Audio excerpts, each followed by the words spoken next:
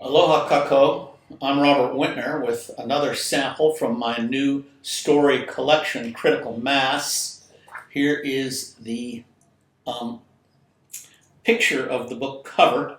And once again, as you can see, there's my name right there, and below that is a picture of my dog Cookie, who actually appears in about half these stories, maybe a few less. I don't recall. She's a great sport, great fun. She embarrasses me quite often with the stuff she comes up with. I'm going to go to the second story. You know, short stories are really a lot of fun. They're hard to sample because by the time you read a sample, you tend to be into the thick of it, and you want to go on because they are fun, in my opinion. And I don't mind jumping around, but I'm going to go to the second story. The name of it is Only Human, because it's one of my faves, and it just happens to be number 2, so why change up? Once again, story 2, Only Human.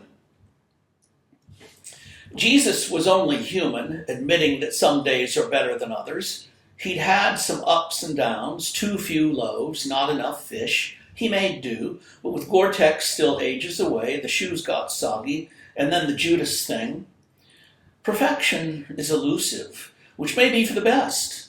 Development takes time and gives meaning to life's pursuits, displacing boredom, depression, or surrender.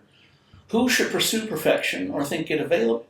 Nobody. It ain't. Perfection is delusional, ephemeral, ruthlessly changing. Moreover, perfection is usually a fine balance, tipping one way and the other.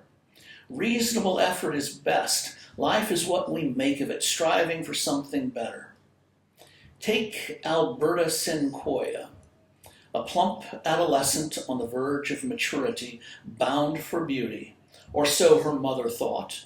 One day soon, the magical morph would reveal the new Alberta, just as Bruce Banner had popped his buttons to become the Hulk. Though way too green and muscular, the Hulk was a standard. Bulge, squidge, and shimmy would also bring Alberta up, in her case to svelte curvature. Not as a green Hulk, but luscious as a Georgia peach. Just you wait. Sugar sweet with charm to envy, her body would catch up in no time, or a bit longer. What if it didn't? It would. A young beauty has power to rule the world of men, and she would. They'll see. Alberta's mother often thought of they as the source of worry, the abject crowd to please, the goal of aspiration. They would see, feel, think, and know at the end of their critical process. They would admire and love with nature and a mother's will defending against them. Many teen girls overglam these days, like top-drawer hookers, keeping up or fitting in. Alberta seemed content, however, unburdened by TV or social media, cruel messaging, peer pressuring, or shaming. Blessedly oblivious, bound for plainness, and happy with prospects for fun, she enjoyed a world of her making. Would that world evolve? It could and might, but she gave changes less concern, like the weather, what's on for din, TV, and other stimuli. At any rate, she would try to have fun.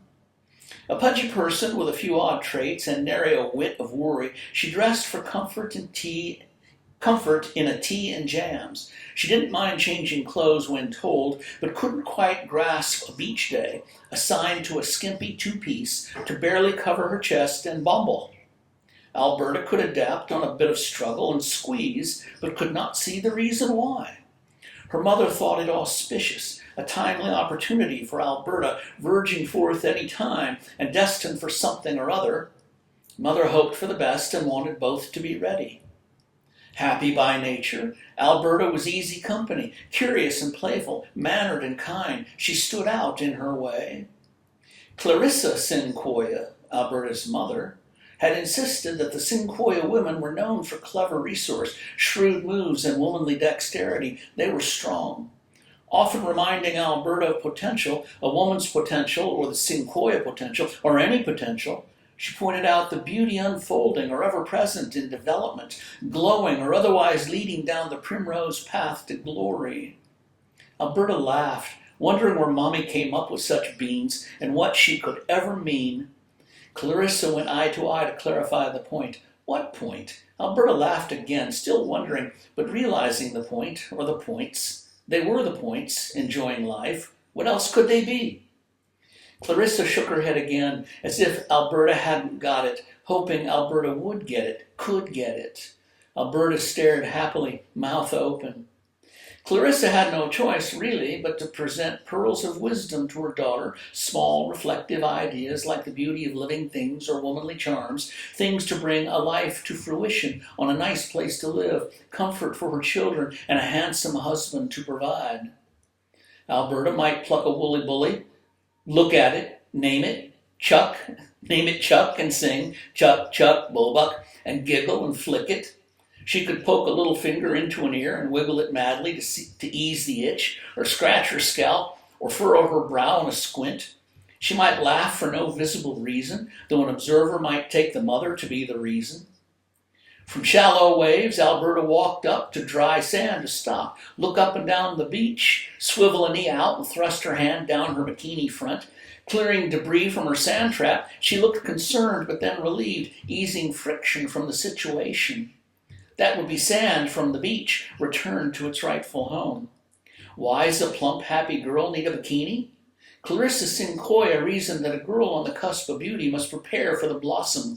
A lovely vase best presents a bud in beauty when it emerges, or some such. Alberta laughed, fleeing sand from her hand and going in for more. Annoyed, Clarissa wondered as if she had nothing better to do but impart pearls unto, not swine, but she who failed to listen, wasted pearls if Alberta stayed stuck in the wallow. Pearls could be valuable, properly worn to show a young woman for what she had to offer in the ultimate process. Alberta tried to pay attention and be better, going along, stringing pearls, laughing at herself in the joke. Clarissa Sincoya could doll up to luscious. She could poise seductively in the big mirror in her bedroom, seeing what others would see. She could know what to say, or who else might see, as intended. Dismissing a bit of flab, she felt good, maybe best in low light for a little white lie, not that a hungry man ever minded. Besides liberal-minded romance, she'd trimmed down soon, and low light made the show better anyway. The Sincoya women shared this wisdom. Attitude and boobies drew the goofy guys in, not stupid goofy. She tried to explain, fearing her motherly pearl had gone vague, but fearing more the plain talk that men love boobies. Alberta would have them before long, bouncy and fun, but Clarissa held back on delectables. Alberta wasn't ready for booby tips, the plunging V or the three-button reveal when braless was best. A time and purpose to every season. No, a time and season to every purpose. One of those would make things natural when Alberta came into her own. Positive support would be helpful at the right point. Before that, Alberta could be worrisome on more things too soon. Alberta thought she'd got the last of the scratchy sand, but went in for a final swipe. Looking at her hand to see not much, she swiped the nominal residue on her jams, realizing they weren't there and a bikini wasn't good for wiping anything. She laughed again. Such a child. I'm going to take a break there. It gets, well, I'm partial, of course. I think it gets pretty good. They meet a guy, and there's, well, you can kind of speculate, but it's great fun. And I will again say it's Critical Mass. It's the collection, order online, ebook, print or paper book, hardcover paper book. And I will also say that Cookie and I do go to the beach every day, and these stories are drawn on real characters and real time, and it's a colorful place, and she's a colorful gal. That's Cookie. Thanks again. Aloha.